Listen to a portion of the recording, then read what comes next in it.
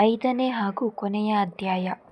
ಸೂತ ಪುರಾಣಿಕರು ಶ್ರೋತೃಗಳಾದ ಋಷಿಗಳನ್ನು ಕುರಿತು, ಎಲೈ ಋಷಿಶ್ರೇಷ್ಠರೇ, ಶ್ರೀ ಸತ್ಯ ದೇವರ ವ್ರತಾಚರಣೆಯಿಂದ ದೊರಕುವ ಫಲದ ಮಹತ್ವವು ಹೆಚ್ಚಿನದೆಂಬ ಬಗ್ಗೆ ಇನ್ನೊಂದು ಕಥೆಯನ್ನು ಹೇಳುವೆನು ಕೇಳಿರಿ ಎಂದು ಹೇಳಲು ಪ್ರಾರಂಭಿಸಿದನು. ಆ ನಿತ್ತುಂಗ ಧ್ವಜಾರಂಚೋ ಪೂಜಾ ತತ್ಪರಂ ಪ್ರಸಾದಂ ಸತ್ಯದೇವಸ್ಥ ತತ್ವಾದುಕ ಮಹಾಪಸ. ತುಂಗಧ್ವಜ ಎಂಬ ಹೆಸರಿನ ಒಬ್ಬ ಅರಸ ಇದ್ದನು. ಆತನು ಪ್ರಜೆಗಳನ್ನು ಮಕ್ಕಳಂತೆ ಪರಿಪಾಲಿಸುತ್ತಿದ್ದನು. ಅದಕ್ಕಾಗಿ ದುಷ್ಟ ನಿಗ್ರಹ, ಶಿಷ್ಟ ಪರಿಪಾಲನೆಯೇ ಆತನ ರಾಜನೀತಿಯ ಆದರ್ಶವಾಗಿತ್ತು. ಆದರೆ ಒಮ್ಮೆ ಈತನು ಶ್ರೀ ಸತ್ಯನಾರಾಯಣನ ಪ್ರಸಾದಕ್ಕೆ ಅವಮಾನ ಮಾಡಿದ್ದರಿಂದ ತೀರಾ ದುಃಖವನ್ನು ಹೊಂದಿದನು. ಅದು ಹೇಗೆಂದರೆ, ಒಂದು ದಿನ ಈ ರಾಜನು ಮೃಗಬೇಟೆಗೆ ಅರಣ್ಯಕ್ಕೆ ಹೋದನು. ಅಲ್ಲಿ ಎಷ್ಟೋ ಕ್ರೂರ ಮೃಗಗಳನ್ನು ಬೆನ್ನಟ್ಟಿ ಹಲವಾರು ಪ್ರಾಣಿಗಳನ್ನು ಕೊಂದನು. ಅದರಿಂದ ಅವನಿಗೆ ಬಹಳ ದಣಿವಾಯಿತು, ಬಿಸಿಲೇರಿ ನೆಲಕ್ಕಾಯಿತು. ಆದ್ದರಿಂದ ವಿಶ್ರಾಂತಿಯನ್ನು ಪಡೆಯಲು ದೊಡ್ಡದಾಗಿ ಬೆಳೆದು ವಿಸ್ತಾರಗೊಂಡ ಆಲದ ಮರವನ್ನು ಕಂಡು ಅದರ ನೆರಳಿಗೆ ಬಂದು ಕುಳಿತನು. ಹಲವು ಗೋಪಾಲಕರು ತಮ್ಮ ಆಕಳ ಹಿಂಡನ್ನು ಮೇಯಿಸಲು ಅರಣ್ಯಕ್ಕೆ ಬಂದಿದ್ದರು. ಅದೇ ಆಲದ ಮರದ ನೆರಳಲ್ಲಿ ಬರಿದೇ ಕುಳಿತು ಆಡುವರು. ನಿತ್ಯದಂತೆ ಅವರು ಒಂದು ದಿನ ಅಡವಿಗೆ ಬಂದು ಆಲದ ಮರದ ಕೆಳಗೆ ಶ್ರೀ ಸತ್ಯನಾರಾಯಣ ಪೂಜೆಯ ಆಟವನ್ನು ಆಡಿದರು. ಕಲ್ಲು ದುಂಡಿಗೆಗಳೇ ಅವರ ದೇವರು. ಅಲ್ಲಿ ದೊರಕುವ ಹೂವುಗಳೇ ದೇವರಿಗೆ ಬೇಕಾಗುವ ಪುಷ್ಪಪತ್ರೆಗಳು. ತಾಯಿಯಿಂದ ಕಟ್ಟಿಸಿಕೊಂಡು ಬಂದ ರೊಟ್ಟಿ ಬುತ್ತಿಗಳೇ ದೇವರಿಗೆ ಬೇಕಾಗುವ ಮಹಾ ನೈವೇದ್ಯಗಳು, ಮಹಾಪ್ರಸಾದವು. ಅದರಲ್ಲಿದ್ದ ಒಬ್ಬ ವಾಕ್ಚಾತುರ್ಯವುಳ್ಳ ಹುಡುಗನೇ ದೇವರ ಪೂಜೆ ಕಥೆಗಳಿಂದ ಕೂಡಿದ ರಥವನ್ನು ಸಾಂಗಗೊಳಿಸುವ ಬ್ರಾಹ್ಮಣನು. ಈ ಆಲೋಚನೆಯಿಂದ ಅವರು ಸತ್ಯದೇವನ ಪೂಜೆಯ ಪ್ರಕಾರವನ್ನು ಸಾಗಿಸಿದ್ದರು. ತುಂಗಧ್ವಜ ಮಹಾರಾಜನು ಅದೇ ಮರದ ನೆರಳಿನಲ್ಲಿ ಬಂದು ವಿಶ್ರಮಿಸುತ್ತಿದ್ದನಷ್ಟೇ. ಗೋಪಾಲಕರು ಸಂತೋಷದಿಂದ ಭಕ್ತಿಯುತರಾಗಿ ನನಗಾಹಿ ಬಂಧುಗಳೊಡನೆ ಮಾಡುತ್ತಿರುವ ಶ್ರೀ ಸತ್ಯನಾರಾಯಣ ವ್ರತವನ್ನು ನೋಡುತ್ತಾ ಸ್ವಲ್ಪ ಹೊತ್ತು ಕುಳಿತುಕೊಂಡನು. ಗೋಪಾಲಕರು ಕರೆದರೂ ಅವರ ಹತ್ತಿರ ಹೋಗಲಿಲ್ಲ, ನಮಸ್ಕರಿಸಲಿಲ್ಲ. ಇದೊಂದು ಅಶಿಕ್ಷಿತ ಹುಡುಗರ ಆಟವೆಂದು ಆತನು ತನ್ನ ಮನದಲ್ಲಿ ಹೇಯ ಭಾವವನ್ನು ಹೊಂದಿದನು. ಗೋಪಾಲಕರು ಶ್ರೀ ಸತ್ಯನಾರಾಯಣನನ್ನು ಪೂಜಿಸಿ ಪ್ರಸಾದವನ್ನು ತಂದು ರಾಜನ ಮುಂದೆ ಒಂದು ಎಲೆಯ ಮೇಲಿಟ್ಟು ಹೋದರು. ಕುಳಿತುಕೊಳ್ಳುವ ಎಂಬಂತೆ ಅವರೆಲ್ಲರೂ ಒಂದೆಡೆ ಸೇರಿ ತಮ್ಮ ತಮ್ಮ ಗಂಟುಗಳನ್ನು ಬಿಚ್ಚಿ ಶ್ರೀ ಸತ್ಯನಾರಾಯಣನ ಪ್ರಸಾದವನ್ನು ಸ್ವೀಕರಿಸಿ ಮನದಣಿ ಊಟವನ್ನು ಮಾಡಿದರು. ತುಂಗಧ್ವಜನು ಅದೊಂದು ಹುಡುಗಾಟಿಕೆಯ ಪ್ರಕಾರವೆಂದು ತಿರಸ್ಕರಿಸಿ ಪ್ರಸಾದವನ್ನು ಅಲ್ಲಿಯೇ ಬಿಟ್ಟು ಹೊರಟು ಹೋದನು. ಮುಂದೆ ತುಸು ದಿನಗಳಲ್ಲಿಯೇ ಅವನು ಪ್ರಸಾದವನ್ನು ತಿರಸ್ಕರಿಸಿದ ಕರ್ಮಫಲವನ್ನು ಅನುಭವಿಸಬೇಕಾಯಿತು. ರಾಜ್ಯವನ್ನೆಲ್ಲ ಕಳೆದುಕೊಂಡನು. ಆತನ 100 ಮಕ್ಕಳು ನಾಶ ಹೊಂದಿದರು. ಆತನು ಧನಧಾನ್ಯವನ್ನೆಲ್ಲ ಕಳೆದುಕೊಂಡು ಸಂಪತ್ತೆಲ್ಲವೂ ನಾಶವಾಯಿತು. ಹೀಗಾಗಿ ಅವನು ಬಹಳ ಸಂಕಷ್ಟಕ್ಕೆ ಒಳಗಾದನು, ಬಹಳ ಹೀನಾವಸ್ಥೆಯನ್ನು ಹೊಂದಿದನು.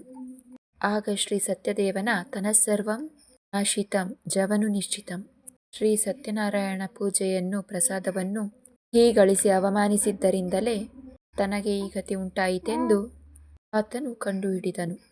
ಆದ್ದರಿಂದ ಯಾವ ಸ್ಥಳದಲ್ಲಿ ಶ್ರೀ ಸತ್ಯದೇವನಿಗೆ ಅವಮರ್ಯಾದೆ ಮಾಡಿದ್ದನೋ ಅದೇ ಸ್ಥಳಕ್ಕೆ ಹೋಗಬೇಕೆಂದು ನಿಶ್ಚಯಿಸಿದನು. ಅಲ್ಲಿಯೇ ಶ್ರೀ ಸತ್ಯನಾರಾಯಣನನ್ನು ಪೂಜಿಸಿ ಅವನ ಕೃಪಾಕಟಾಕ್ಷವನ್ನು ಪಡೆಯಬೇಕೆಂದು ಮನಮುಟ್ಟಿ ಗೊತ್ತು ಮಾಡಿಕೊಂಡನು. ಅದೇ ಆಲದ ಮರದ ಕೆಳಗೆ ಹೋದನು.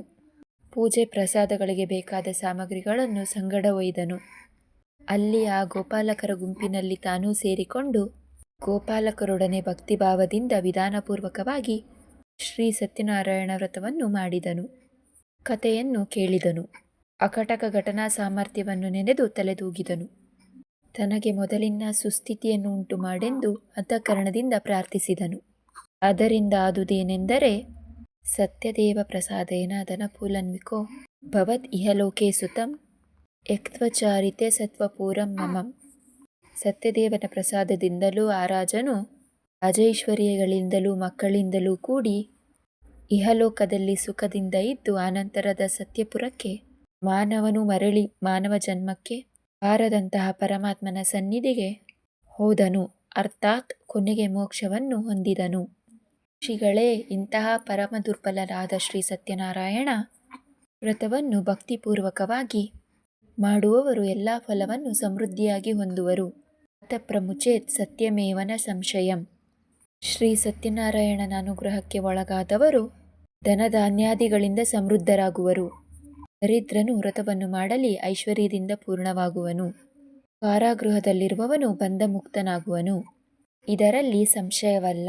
ಇಷ್ಟೇ ಅಲ್ಲ, ಈಪಸಿತಂ ಕಲಂಬತ್ತಿಕಾ ಚಾಂತೆ ಸತ್ಯಪೂರಂ ವ್ರಜತೆ. ಮನದ ಎಲ್ಲ ಬಯಕೆಗಳನ್ನು ಪೂರ್ಣವಾಗಿ ಭೋಗಿಸಿ ಸತ್ಯದಲ್ಲಿ ಸತ್ಯಪುರವನ್ನು ಹೊಂದುವನು. ಸೂತನು ಋಷಿಗಳಿರಾ ಯತ್ಕೃತ್ವಾ ಸರ್ವೇ ದುಃಖೇಭ್ಯೋ ಮುಕ್ತೋ ಭವತಿ ಮಾನವಃ.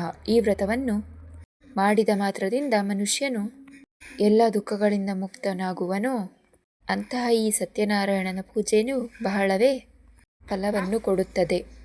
ವ್ರತವನ್ನು ಮಾಡುವುದರಿಂದ ದುಃಖಗಳೆಲ್ಲವೂ ನಾಶವಾಗಿ ಸುಖ ಹೊಂದುವರು. ಈತನನ್ನು ಕೆಲವರು ಸತ್ಯನಾರಾಯಣ ಎಂತಲೂ ಸತ್ಯದೇವ ಎಂತಲೂ ಕರೆಯುವರು. ಮನೋರಥವನ್ನು ಪೂರ್ಣ ಮಾಡಿಕೊಡುವ ಭಗವಂತನು ಈ ಕಲಿಯುಗಾಲದಲ್ಲಿ ಸತ್ಯವ್ರತ ಎಂಬ ನಾಮದಲ್ಲಿ ಅವತರಿಸಿದ್ದಾನೆ. ಇದಂ ಪಡತೆ ಶೃಣೋತಿ ಮುನಿಸತ್ತಮಂ ಸತ್ಯಾಶತ್ತಂತಿ ಪಪಾನಿ ಸತ್ಯದೇವತಃ. ಋಷಿಶ್ರೇಷ್ಠರೇ, ಈ ಸತ್ಯನಾರಾಯಣನ ಕಥೆಯನ್ನು ನಿತ್ಯದಲ್ಲಿ ಯಾರು ಪಠಿಸುವರೋ ಮತ್ತು ಯಾರು ಶ್ರವಣ ಮಾಡುವರೋ ಅವರು ಪಾಪ ದುಃಖಗಳೆಲ್ಲ ಶ್ರೀ ಸತ್ಯನಾರಾಯಣನ ಅನುಗ್ರಹದಿಂದ ನಿಶ್ಚಯವಾಗಿ ನಾಶ ಹೊಂದುವುದು. ಮಹರ್ಷಿಗಳೇ, ಇಂತಿದೆ ಶ್ರೀ ಸತ್ಯನಾರಾಯಣ ದೇವರ ವ್ರತವು. ಪೂಜನ ಮತ್ತು ಶ್ರವಣ ಫಲಶ್ರುತಿಯು ಎಂದು ಸೂತ ಪುರಾಣಿಕರು ನೈಮಿಷಾರಣ್ಯದಲ್ಲಿ ಋಷಿಗಳು ಕೇಳಿದ ಪ್ರಶ್ನೆಗೆ ಉತ್ತರ ರೂಪವಾಗಿ ಹೇಳಿದ ಈ ಕಥೆಯು ಸ್ಕಂದ ಪುರಾಣ ಎಂಬ ರೇವಾಖಂಡದಲ್ಲಿ ಹೇಳಲಾಗಿದೆ. ಅದನ್ನೇ ಇಲ್ಲಿ 5ನೇ ಅಧ್ಯಾಯವಾಗಿ ಮುಗಿಸಿ ಮಂಗಳ ಹಾಡಲಾಗಿದೆ. ಶ್ರೀ ಸತ್ಯನಾರಾಯಣ ದೇವರ ಕಥೆಯ ಪಂಚಮೋಧ್ಯಾಯ ಸಮಾಪ್ತಿರಸ್ತು. ಇವಿಷ್ಟು ಶ್ರೀ ಸತ್ಯನಾರಾಯಣ ಸ್ವಾಮಿಯ ವ್ರತ ಕಥೆಯ ಕುರಿತು ಮಾಹಿತಿಯಾಗಿತ್ತು.